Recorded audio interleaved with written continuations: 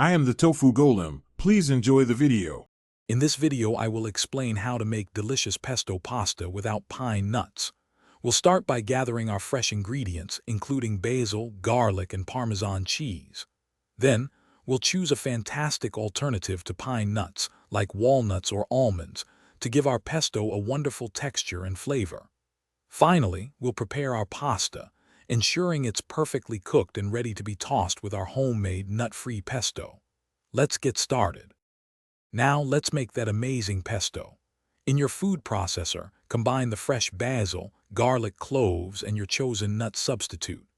Next, add the grated Parmesan cheese, along with a pinch of salt and freshly ground black pepper to taste. With the processor running, slowly drizzle in approximately 1/2 cup of good quality olive oil until the mixture is smooth and well combined. This creates a vibrant, flavorful pesto. Once your pasta is cooked al dente, drain it well, but remember to reserve about 1/4 cup of the starchy pasta water. This is a key step. Now, transfer the warm, drained pasta back into the pot or a large bowl. Add your freshly prepared, pine nut-free pesto directly to the pasta.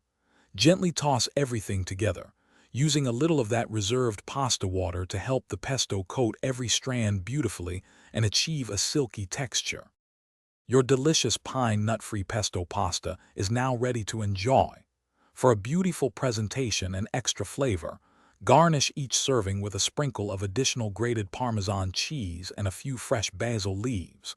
If you're looking to make it a more substantial meal, consider adding some halved cherry tomatoes or grilled chicken. Serve this wonderful dish immediately to savor its fresh, vibrant flavors.